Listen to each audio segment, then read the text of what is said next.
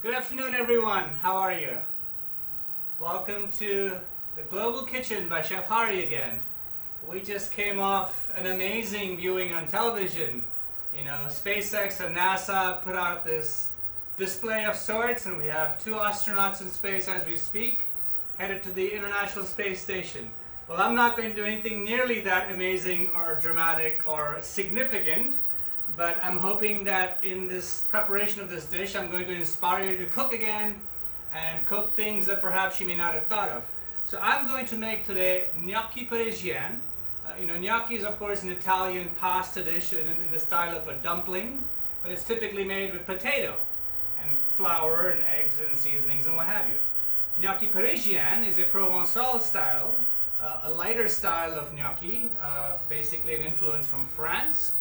And so it's made using a dough that's referred to as a pâte à choux. It's the same dough that is used to make donuts, for example. So basically you can think of these as tiny savory donuts. So here's the process. This is typical of any gnocchi parisienne. I've changed this up a little bit because I'm going to use seasonal collard greens that Jennifer grew in her plant-to-plate patient garden at her medical practice, right? So these are collard greens grown for the benefit of patients by a physician in town. I mean, it doesn't get more amazing than that. So the beginning of this gnocchi is going to take a slight shift. Typically there would not be the greens component, but you start with making the pâte à choux, the dough. So I have, the recipe will follow of course. I have 1 stick of butter. Okay, in a little hot pan, melt the butter. And then since this is going to be a gnocchi parisienne made with collard greens, it could be mustard greens, it could be kale, it could be spinach, a number of things. I'm trying to use greens that are in season and that people find a little bit challenging to work with beyond the traditional preparations, right? So the collard greens go in. As you know, typically collard greens cook for a very long time.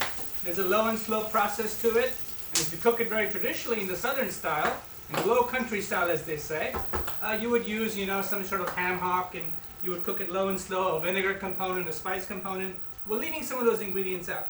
So just simply sauteing, blanching the collard greens in melted unsalted butter, a little bit of salt, a little bit of pepper. This is Malabar pepper from India that Jennifer got for me. Okay, just saute it up a little bit. And you'll see, those of you who have made gnocchi parisienne, you'll see the deviation here, right?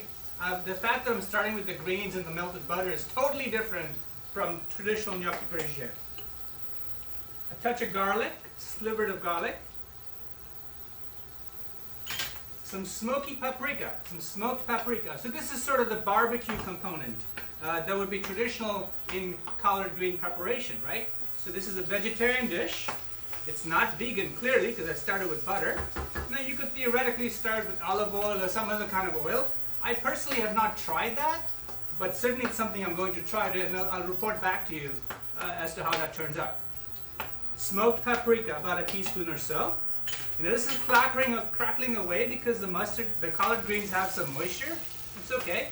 Just don't stand too close to it. We're not trying to cook this completely. You'll see where I'm going with this in a moment.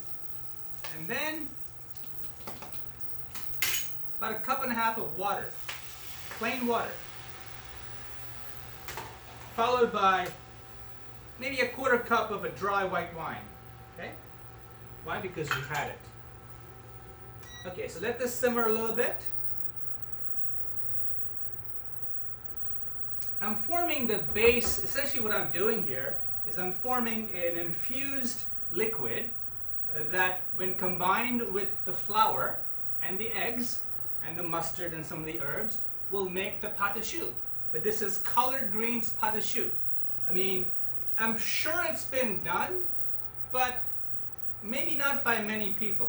So I'd like to take a little bit of creative credit here. I thought to myself, sure I could make a soup with collard greens, I could do a number of things, but let me combine my classical French training with the fact that we grew these greens locally and they're delicious and they're healthy for you, right? Of course the butter is not particularly, but as I mentioned, there may be a way to veganize this, if you will. To be continued on that. So it's not often you get a chance to taste your food as you go. Here we're going to. Awesome. So it turns out it needs a little bit more salt. Voila. Dissolve the salt a little bit. And now here's the difference. I'm going to essentially puree this liquid, right? So I have a food processor ready, a blender here. We're going to put the greens and the melted butter and the water and the garlic, the smoked paprika, the salt, the white wine, the pepper. How do I know all these ingredients? Well, because first of all, there aren't too many. The recipe is sort of in my head, and there was a sequence of steps that I followed. So in following those sequence of steps, I've sort of inadvertently memorized the ingredients that I've been using. Okay, so let's come back to this guy a little bit. So let's blend this mixture.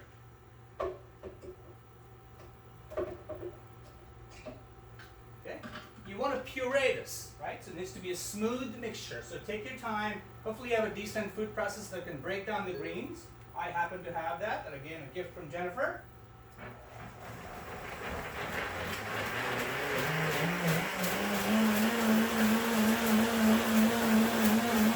About 35 seconds or so, maybe 45 seconds.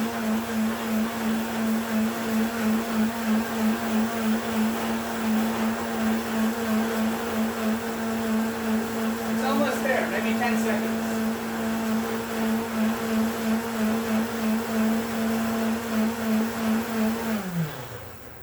That's it, right? So you just want to blend this and puree it to the point where it's emulsified and it's incorporated, all the flavors incorporated. With the pan still on a medium heat, transfer this liquid back to the pan, right? What happens when we do this is actually there's an instant evaporation that happens. If you notice that splash that happened, that's what happens. If you want to reduce the sauce really quickly in life, you take a hot pan, and you basically put your sauce into a hot pan right away. And that instant splash lets off a lot of steam. And that's basically evaporation. Alright, so we have the base liquid of this collard green gnocchi parisienne. Now for the main step. The main step is to incorporate flour. This is all-purpose flour, 1.5 cups of all-purpose flour. You incorporate this into stages, maybe 3 stages, and you keep whisking as you go. Keep the heat on a medium-low. And this is going to come together very quickly. You'll notice what's going to happen. It's going to tighten up very quickly. Now, as I mentioned, you could use a number of greens here. You could use fresh herbs instead. The process would be the same.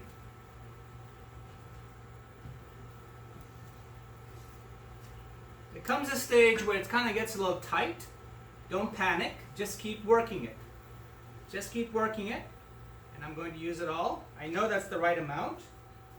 So use it all, and now carefully start whisking in the flour. It's sort of going to come together. This is pâte à choux. This is collard green pâte à choux. There's got to be a taker for that somewhere out there. I mean, I've been to many fine restaurants in the world. I've never seen collard green pâte à choux.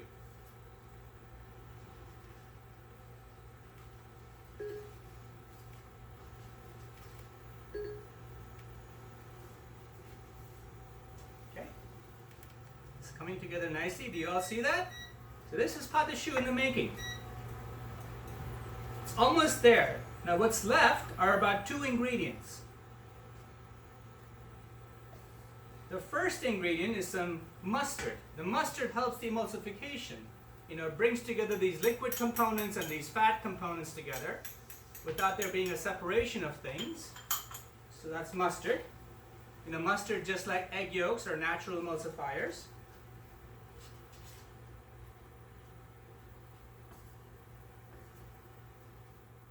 This is really best done in a stand-up mixer. Have it on the paddle attachment, a standard mixer, and just let it go on the lowest speed possible until there's sort of a sheen to the dough. I can already see that. There's a certain sheen to the dough.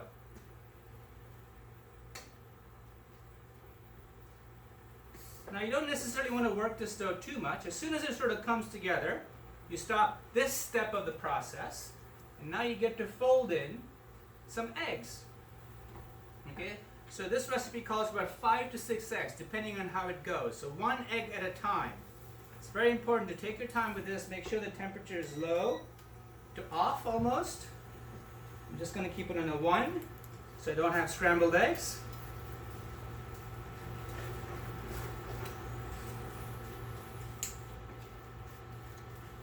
Keep it mixed up at all times. I see that it's sort of getting away from me a little bit, so don't be worried. Transfer it to another bowl.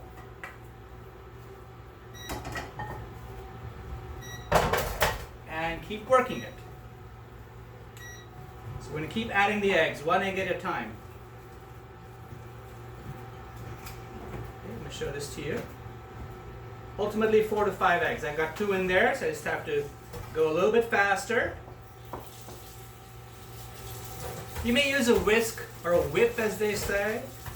A wooden spoon works as well. Just be thorough and just sort of, will the eggs into the dough, if you will. Hi, Jennifer.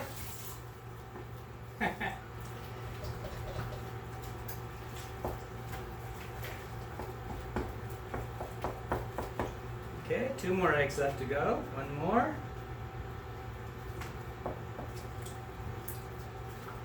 And we have Munchie down here. Munchie is actually also hanging out. He might make a guest appearance. You never know with him.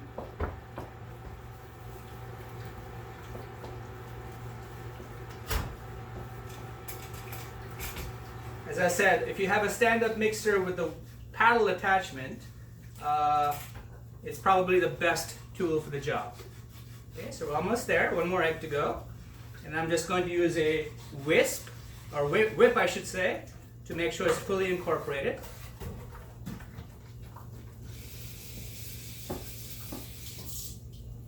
Okay, 1 more.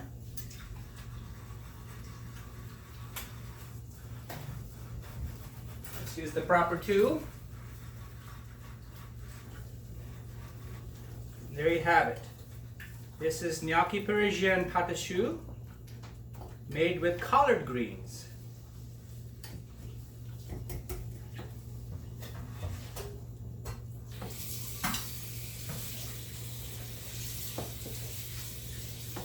As soon as this comes together, we're kind of there. There you go, I can see it tightening up. It's still fairly warm, but by doing this, you're making sure that the eggs aren't cooking, and they're actually being emulsified into the pâte à choux. So if you want to see that, that's what it looks like. Okay, so this would be the time to kind of stop being so aggressive with it, and just kind of folding it gently. So this is a template to me, right? This is Gnocchi Parisienne, but I infused it with essentially garlic and white wine and collard greens that are just lightly blanched in the melted butter. Now you could use, as I already mentioned at the beginning, a number of locally and seasonally grown greens, but there's no reason why you could not incorporate just about any puree that has flavor into the melted stage, into the liquid stage. I've done beet gnocchi, I've done carrot gnocchi, you can do sweet potato gnocchi. In the winter time, sweet potato gnocchi with some sage and walnuts and maybe some gorgonzola cheese if that's your thing. An amazing combination. So there you have it. This is the gnocchi dough. Typically I would let this rest, cool down just a hair. Probably in the refrigerator. But I'm going to try to execute this to the end just so you can kind of see how it all comes together. So I want you to know that if you actually let this rest in the refrigerator for about maybe 10 or 15 minutes, it'll be a lot easier to work with. And you can then take an ice cream scoop and scoop out little dumplings. You could put all this into a piping bag like pastry chefs do with the proper round tip at the end and sort of squeeze it off of a piping bag and just sort of cut them off as they fall into the simmering water. We're going to poach this in just a moment like you would do dumplings. Or as I'm going to do, I'm just going to use a spoon. I'm just going to drop off little gnocchi bits into the water and hope that they're not going to explode. Well, here's the good news. This recipe is foolproof. I've only made it a few hundred times in my life. So every time it tastes a little bit different because I'm a little bit sort of ad hoc-y, if you will, with the execution and the amounts. But I've yet to have gnocchi that doesn't set, right? So I'm pretty sure that I can guarantee the validity of this recipe. And watch today be the first time that we have exploding gnocchi in our water. That'll be the day. Those will be the sign, sort of a metaphor, if you will, for the times we're in. But I don't want to talk about that. Let's make collard green gnocchi parisienne instead. Let's pretend that this has cooled down and rested. So the next step is to have a pot of simmering water as you would do pasta. And I've just lightly salted this, okay? And so what we want to do is, this makes a lot. As you can see, the amount of dough here is quite a bit. This is probably going to be dinner for us tonight. But it's quite a bit, it makes a lot. So you can probably make about 30 plus little gnocchi with this, okay? That's easily a meal for 4 to 6 guests, very easily. It's fairly rich, and I want to try to do a few for you today just to show you how they come out when they poach, and sort of show you a dish that you could use these partially cooked gnocchi to finish a simple pasta dish, right? That's bright and vibrant and I think fairly delicious. So this water is simmering, okay? It's simmering, but it's not boiling, and that's important. So maybe on this induction burner, let me see if I can go to a temperature setting. Let's see, here we go. Temperature, it reads at 320. About 320, it's a light simmer, okay? All right. So, let's do this. I'm going to drop a few gnocchi parisienne in here. You can see the water is at a simmer stage because you can see the simmering happening. You can see some of the steam that's coming off here. And I'm just going to drop a few gnocchi in here. They're not perfect quenelles, but they are quenelles. So I'm going to drop about maybe 9 just to show you how they turn out. And when these rise to the top, they're done. Now, there are 2 ways of going from there. You can saute those guys, these blanched gnocchi in your favorite sauce and serve it like that. You can simply put them on a plate, warm, and put sauce on top, as a lot of folks seem to do. My favorite way is to give it some pan time. So I'm going to saute these gnocchi for a little bit. Just a little bit of olive oil. Give them some color and texture. Right? So I have 4 in here so far.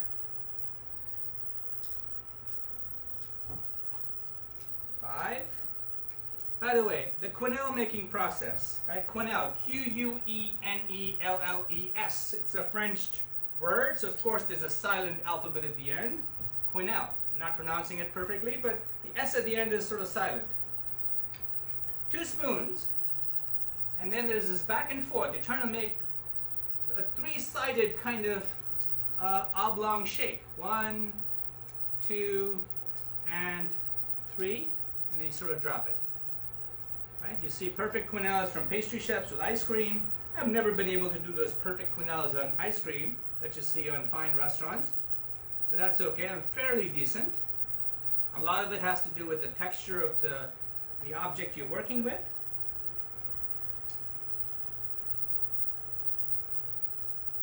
I mean, so this shows a little versatility, right? So this could be your base for chicken and dumplings. This could be a base for mushroom and dumplings. It's a wonderful vegetarian take on chicken and dumplings. It could be tempeh and sort of a gravy, a caramelized onion, whiskey gravy with a thyme and silken tofu gnocchi parisienne. How does that sound for a vegan dish? Just made that up. I'm sure it sounds good. I'm sure it's going to taste even better. If you just follow the recipe based on this version and follow the proportions of liquid and flour and eggs, of course the eggs make them a little challenging, so you've got to figure out a way of making it without eggs. I have to think about that a little bit. But a vegetarian version would be no problem at all. So yeah, you can have chicken and dumplings, but I can tell you the other version of gravy and dumplings I just spoke of works out really well as well. These gnocchi are rising to the top as we speak, right? I can already see that they're poached and they've risen to the top. This burner is going to complain if I take things away, so let me not do that. Let me instead, anxiously sort of organize my saute pan, my baking sheet here instead. All right, so this is like the next stage of our process. Okay, these are fairly, they're almost ready. Once they rise to the top, they need another minute or so. Okay, because we're still going to give them some time in the pan. Everything in place. So I already have the correct tool that's going to capture these gnocchi parisiennes. Let me show you what they look like.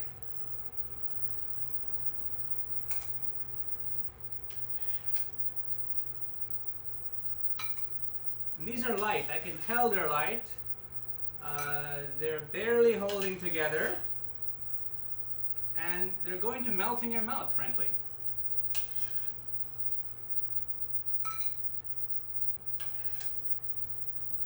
Stage right, stage left.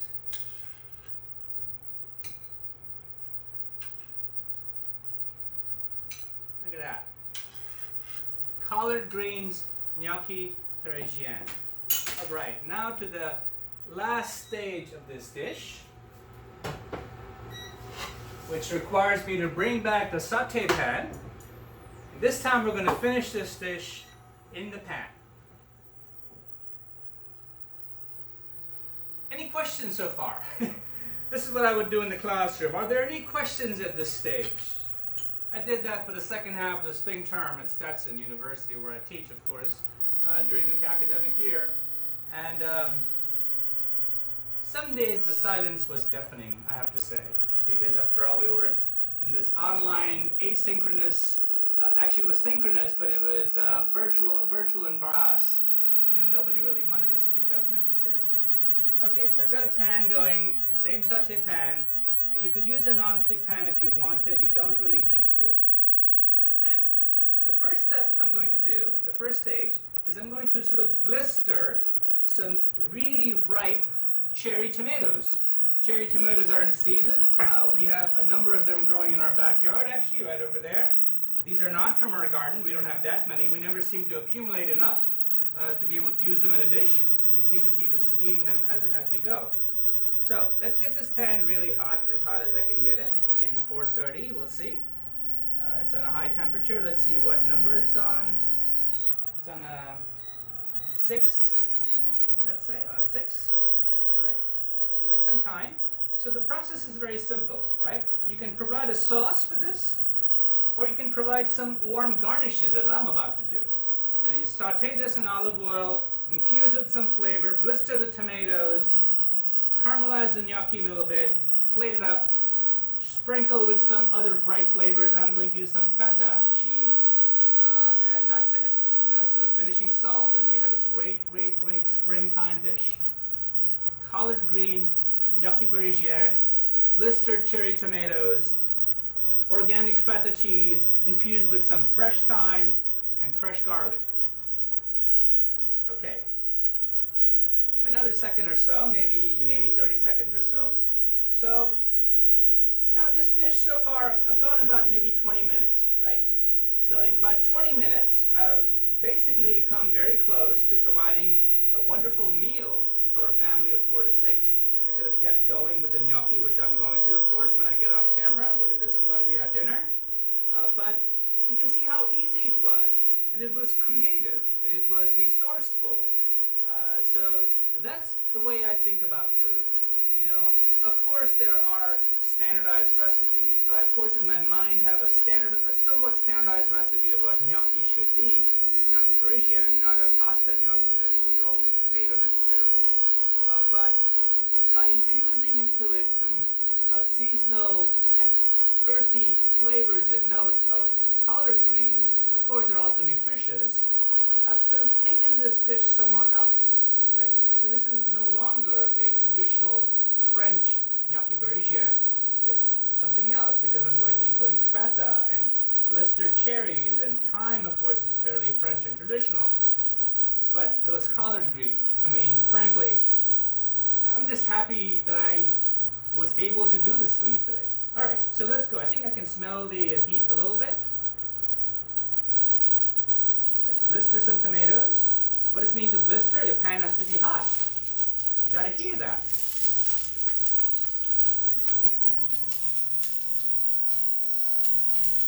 Okay, that's good.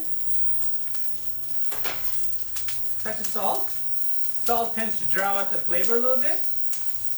A touch of Malabar pepper.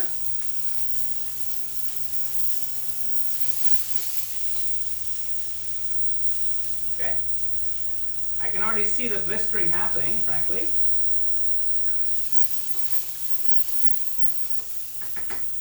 Don't move the pan too much as I was doing there. You want contact. You want contact between the tomatoes and the hot pan. That's what it means to blister. To blister is to basically break the skin and char the tomato all at once. And I can see that's happening in the short time these tomatoes have been in this hot oil, olive oil. It's going to be delicious. It's sort of one-pot cooking, okay? Almost. There we go. You don't want to cook these tomatoes all the way. You certainly don't want to make tomato sauce. Okay, maybe 2 minutes, if that. 3 minutes, if that. Voila. Now, with the heat still kind of high, a little bit of olive oil, some fresh thyme, just a touch of garlic, not too much. You don't want to burn stuff. And these gnocchi.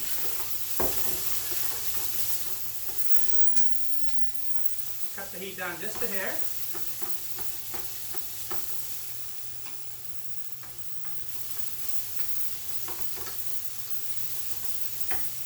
If it sticks a little bit, add a little bit more oil. Don't be bashful.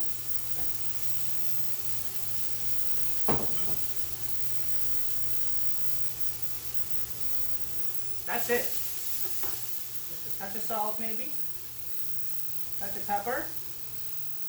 And that's it. Let me plate this for you.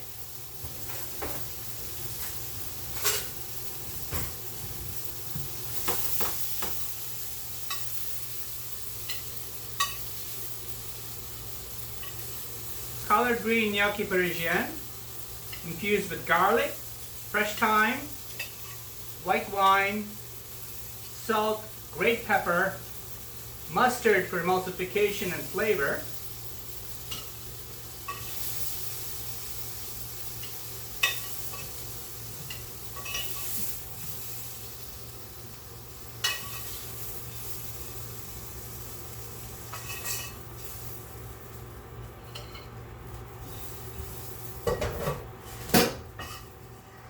one was trying to get away, I gotta get it back. And then last but not least, just a touch of feta. This can be totally optional, you don't need it, but I feel like the tang of the feta really brings out the flavor of the collard greens. So you know our recipe's coming. It's very easy to do. You have to have the confidence to just kind of work that pâte à choux. Don't be bashful, don't be afraid. And this is a tremendous dish. It eats like a 5-star dish, and it tastes like a 5-star dish, but frankly, it's really humble in its technique, and it's really approachable for just about anybody who likes to give cooking a chance. So thank you for joining me.